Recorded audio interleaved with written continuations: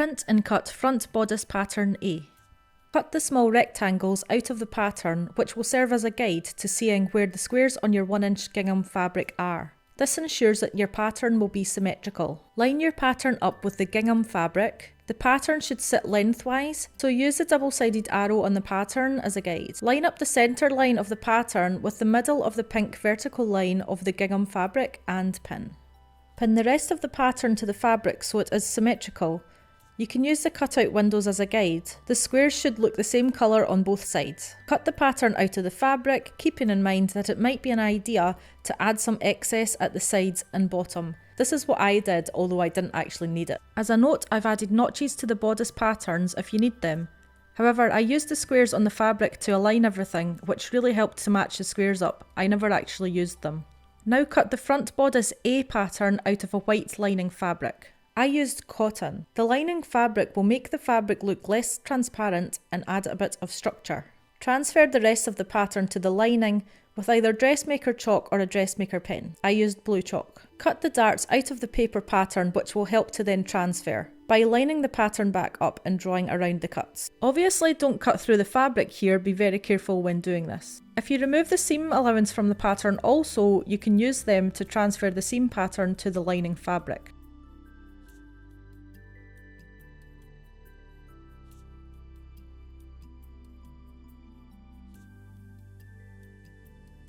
Now we have the full pattern transferred to the lining fabric.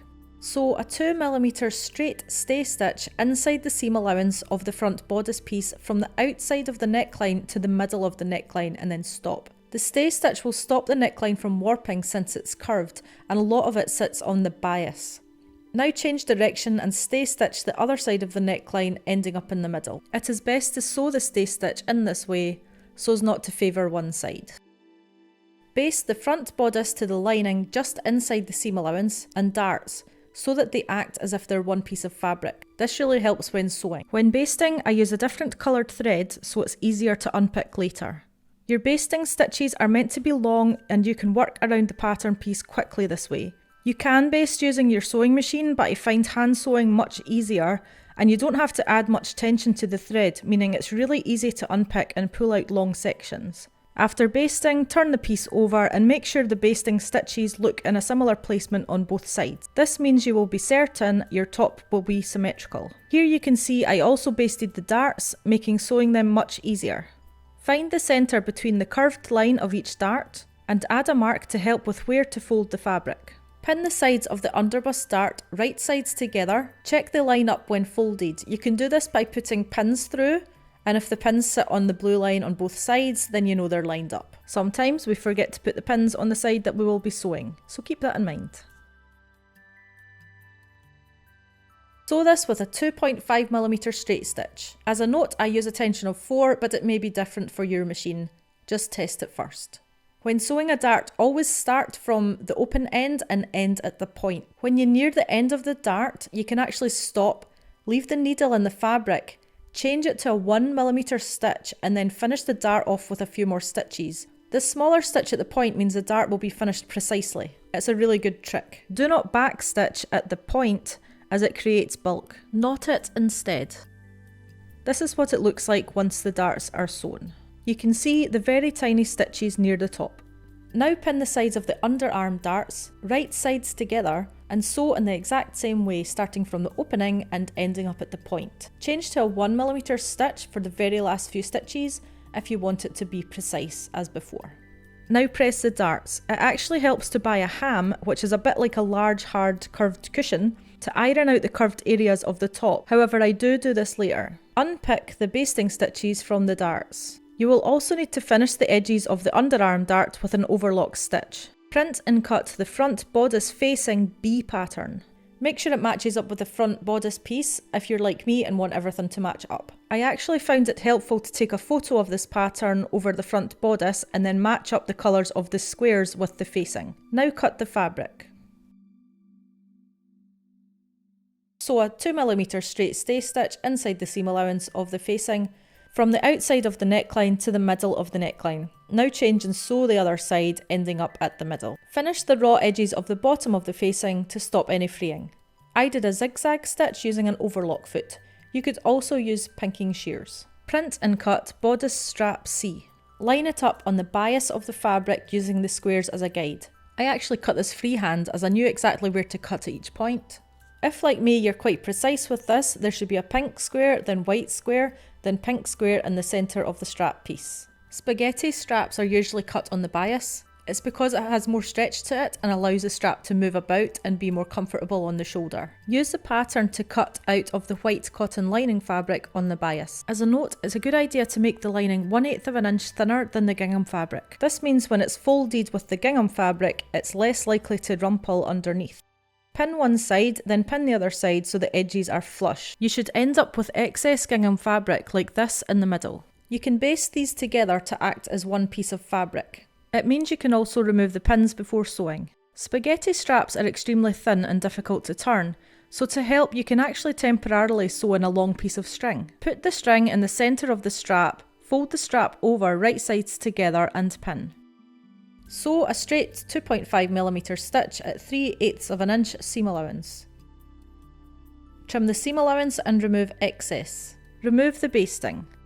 Now sew one end of the strap. I go back and forth several times. I also finish the edges with a zigzag stitch since the seam allowance is now quite small. The hardest part of turning this is initially trying to push the first bit of fabric inside. However, once you get there, you can just pull the string and you have your strap. Cut the fabric where the string is sewn and remove. The strap will need pressed, so to ensure the lining is pushed right out, I use a stick that came with my turning tube to make sure of this. I now start pressing. Focus on pressing it so the seam lies straight at the back. Repeat this process for the second strap. Now you can sew all these pieces together. First, pin the right side of the strap to the right side of the bodice so it runs parallel to the squares on the pattern. It's a good idea to baste the strap to the fabric at this point. This ensures it won't move about when you're sewing. Repeat on the other side, making sure the squares on the strap are symmetrical. Pin the facing to the right side of the gingham fabric, making sure the squares line up. Now transfer the pins to the back. You want to sew so you can see the lining as it has the chalk guides of where the seams are. This is really helpful. The basting also helps with this. It helps to pin the straps to the bodice so they are out the way to avoid sewing issues. Sew the neckline with a 2.5mm straight stitch and a 3/8 of an inch seam allowance. Take particular care around the bend where the strap is. Trim the seam allowance if necessary and finish with an overlock stitch. Turn the facing over to reveal the finished front bodice and press the neckline. Remove all the basting from the neckline and strap. Print and cut bodice back outer D and bodice back inner E. Bear in mind that if you want them to look consistent with the squares on the front, you will need to spend a bit of time finding the best placement using the cutout windows of the pattern. For instance, I tried to line up my outer back pieces so that the squares near the waist lined up closely with the squares at the bottom of the sides of the front bodice. They can never be exactly the same as there are different shapes and darts involved, however you can get it looking quite clean with some working out, so it doesn't look like the squares are completely misaligned.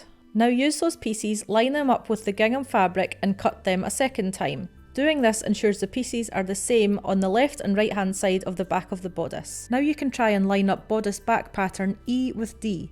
You can use the cutout windows to your advantage here again and take photos to remind you of the placement. Cut pattern E out of the fabric, then line it up with the gingham and repeat a second time. Cut the D and E pieces out of the cotton lining. Baste the 4 pieces to the lining just inside the seam allowance. Pin both pieces together carefully at the seam line. Check both sides of the bodice match up before sewing and that the squares don't look too misaligned. Before sewing, add horizontal pins and remove the vertical ones. Sew D and E together with a 3/8 of an inch seam allowance. If happy, remove the basting stitches next to your seam line. Print and cut bodice back outer facing F and bodice back inner facing G. Use the same methods as before, making sure the squares match up with the main bodice pieces. Take photos to help with this and cut them out a second time.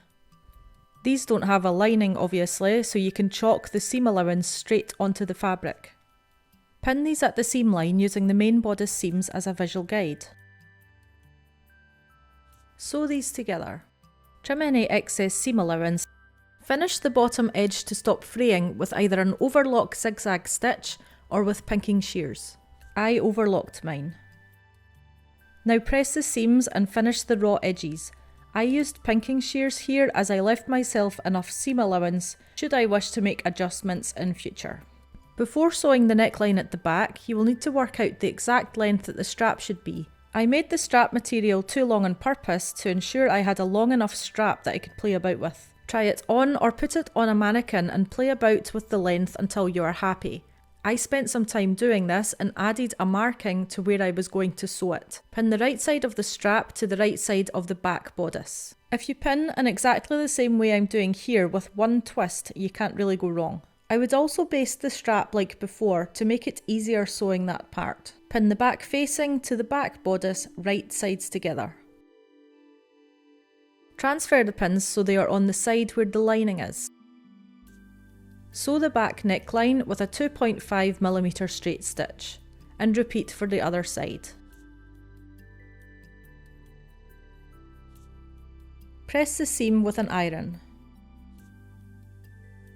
Now we can close the side seams. I think it helps to arrange it in a similar way to how it would be sewn, making sure the strap is straight, then flip it over. You don't want to sew this then realise the strap is twisted. Pin these together. Make sure the chalk marks align. The tricky part here is sometimes the very top of the seam is slightly off on both sides, but manipulate the fabric slightly and you should get them to align. Move your pins so they run horizontally to stop the fabric moving about whilst sewing. Sew the side seams with a 2.5mm straight stitch and then finish with pinking shears or similar. The bodice is now complete. The zip will be added once the skirt and the top are sewn together. Print and cut skirt front panel each. If you cut out the triangular guides from the pattern, these will help you line up the squares of the fabric. The pattern also has a centre line to help with symmetry, guides for where to fold and press, and lines for the seam allowance. These front panels alternate, so panel 6, the one at the centre front of the dress, has a pink line going down the middle. Panel 7 has a white pink line going down the middle, and so on. You do not have to do it this way, but it's the aesthetic I used in my dress so that the top squares look like they run the same as the fabric. To explain how to line this up and cut it, I'm going to use panel 6, which is the front middle panel. The 3 squares at the top should be white, pink, white, so that there's a pink stripe running down the middle. Line the top of the guide with the top of a line of white and pink squares. Move the pattern horizontally until you have a white square on both sides. Now you can move to the bottom of the pattern and line the centre line up with the same pink line of squares and pin it so it's central. Add pins to the rest of the pattern to secure and cut the pattern out. Repeat this 10 more times, however you should end up with 5 front skirt panels with a central pink line and 6 front skirt panels with a central white and pink line. Print and cut skirt back panel I. Use the cutout rectangle to help line up the fabric. I cut all of these the exact same with a pink line going down the middle. You can alternate with the white again if you like. The centre line should be in the centre of the pink square. Check this before pinning. Cut the fabric and repeat 9 more times. You should end up with 10 total back panels. Because I intended there to be a zip at the back, I created these end panels. This is skirt end panel J. So we need the centre of the pink column to be where the seam will be. Line this up as so, using the pattern and the cut out windows. Pin to the fabric and cut out twice. Now you can connect the front panels to the back panels, and we want the squares to run the same horizontally all the way down. The front panels have fold lines, so to work out where to put them, use your pattern as a guide. I wanted 3 exact squares at the top, so I slightly manipulated where my folds would be. The main thing is that each panel is folded the exact same way. Remember, these folds help determine the circumference of the skirt waistband, so you may need to work this out first. I actually counted squares for mine. So from here, 25 squares down, then 4.5 squares from the centre each side, and that's where I would place the fold. Add pins.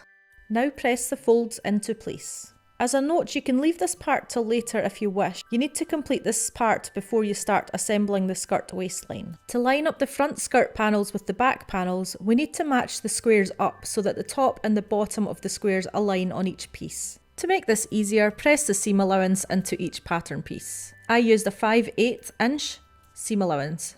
To measure, I just used a steel rule. However, there are tools to help with this, such as a hot iron ruler, which I may get next time as they look really handy. Now you can use these folds to line up the squares visually. Look at the squares from each piece from above. Then line them up where they meet so that they are aligned on both sides. Start pinning these in place horizontally so that the fabric is less likely to move about while sewing. I put a pin in each second square to keep it secure and that my stitches were more accurate.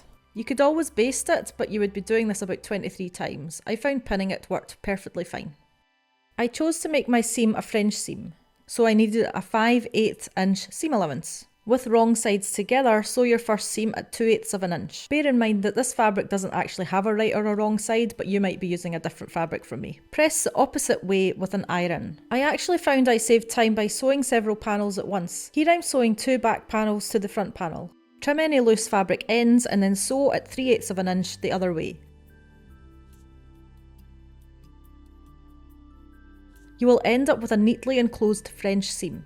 If you happen to have several stray threads sticking out, do not pull them, cut them off very carefully. Now press the seam again from the right side of the fabric.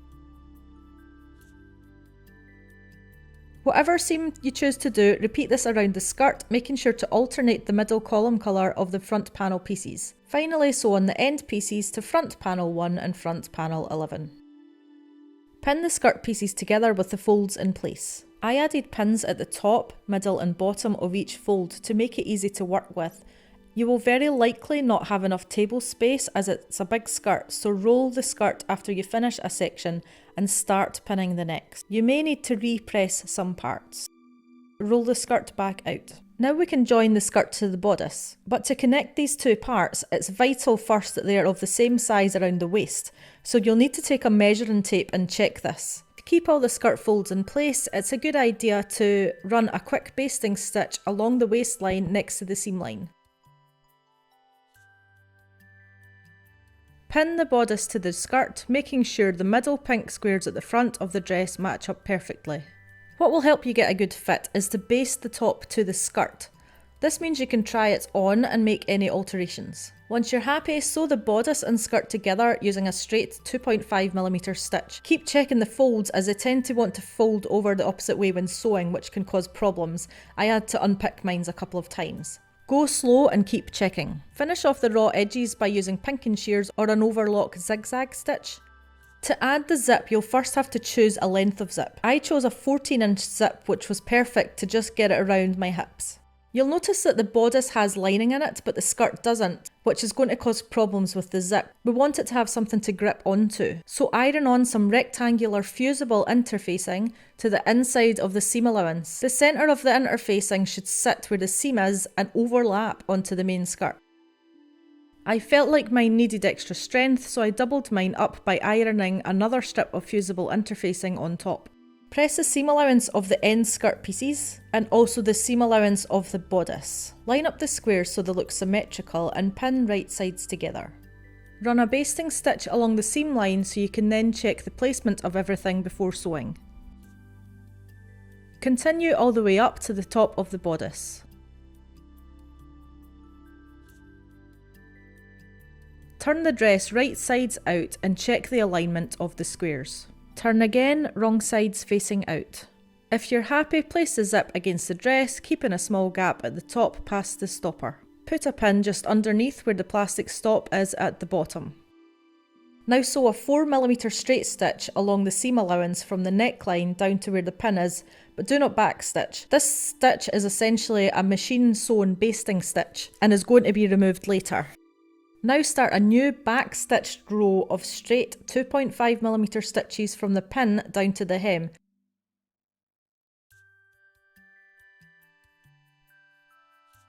Remove your hand-sewn basting stitches. Press the seam open all the way from the top to the bottom of the dress. Now pin the zip to the back seam so it sits exactly in the middle.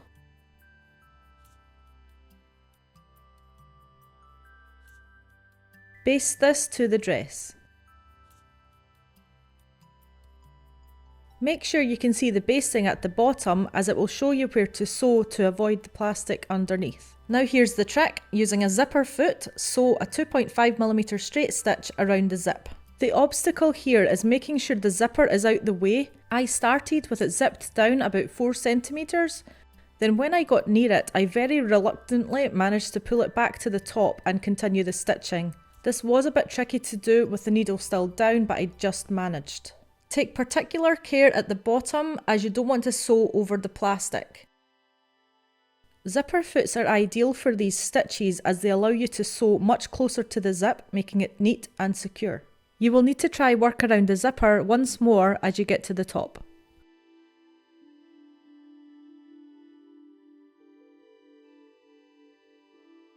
Now take a seam ripper and remove the stitches from the seam in front of the zip.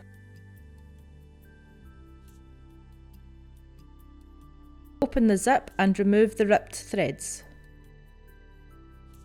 It's a good idea to tack down your facings to the seam to stop them riding up and not sitting flat.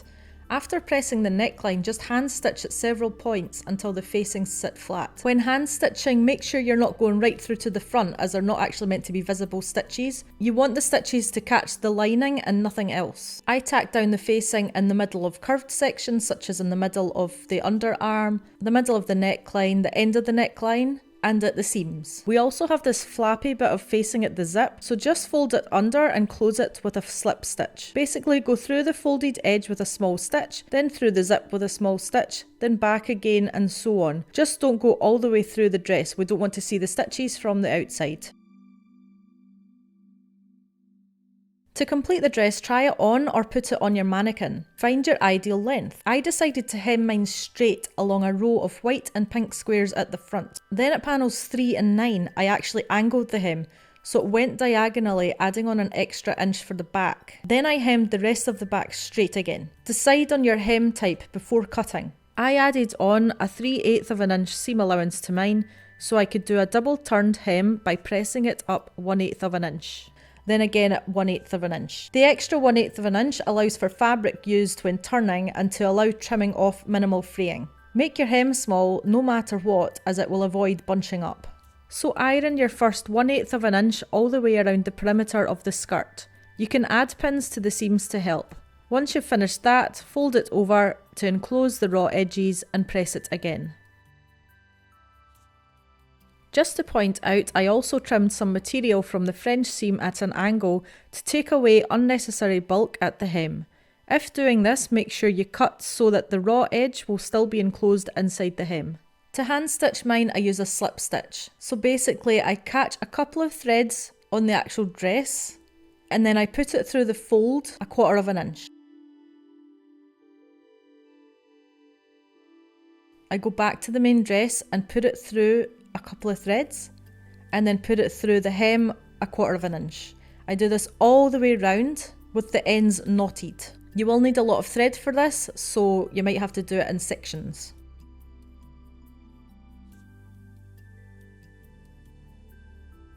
Print and cut out belt K pattern. Cut out the rectangular windows from the pattern.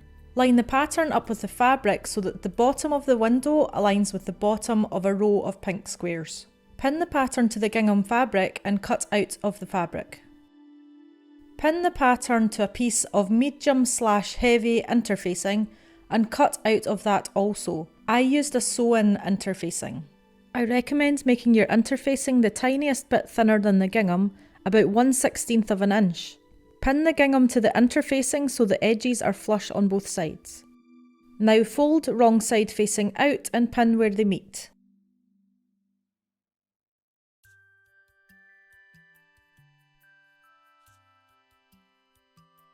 Sew a 2.5mm straight stitch 3/8 of an inch from the edge.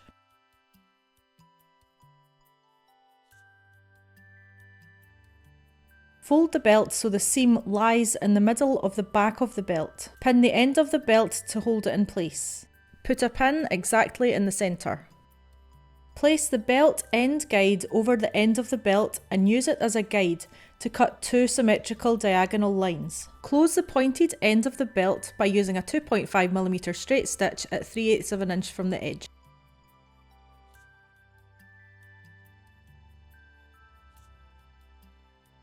Now trim the excess seam allowance. To avoid fraying, finish the edges with an overlock stitch using an overlock foot. Trim the seam allowance and finish the raw edge. Turn the belt inside out using a turning tube or other turning tool. Press the belt so that the pink squares all align at the front of the bottom of the belt.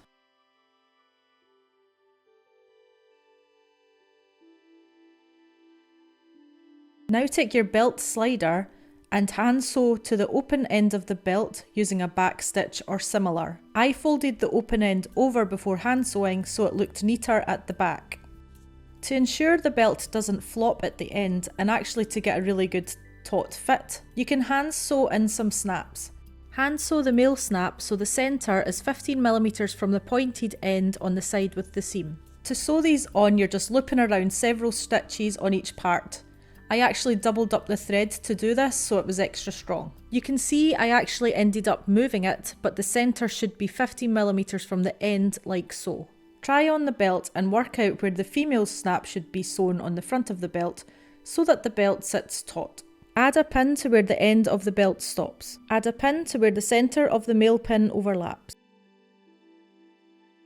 Pin both sides of the belt together. Now place 2 pins on either side of the male snap. Remove the pins holding the belt together and you now have a placement for your female snap. Just sew it in the exact same way, looping around one section several times, then the next section until the snap is secure.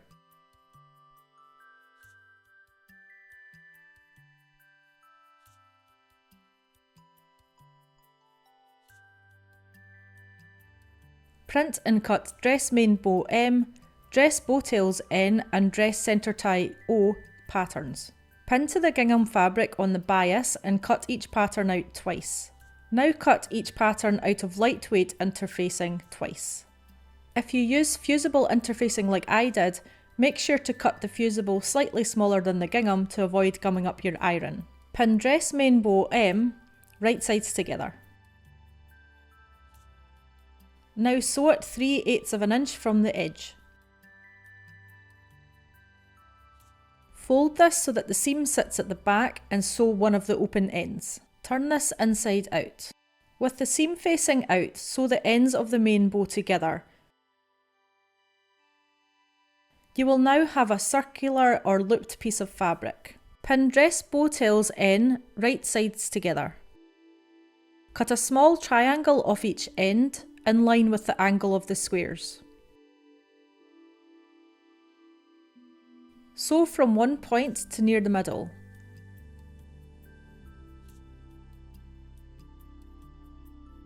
Then stop and sew the other side. This should leave a small unsewed gap at the top which you can use to turn it. Trim the excess seam allowance and then turn it inside out using the gap. I use a small wooden stick of my turning tube to poke the pointed ends out.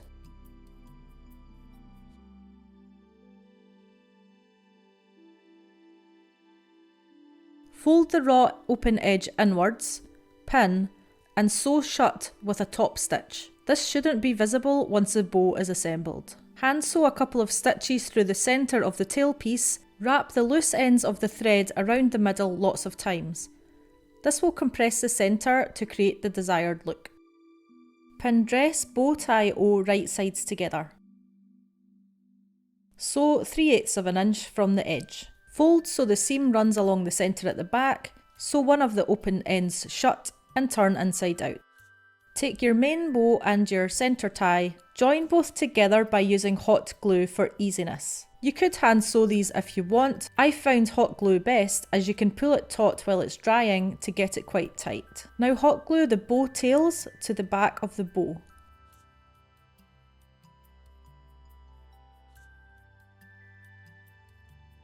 Once set, hand sew the bows to the dress.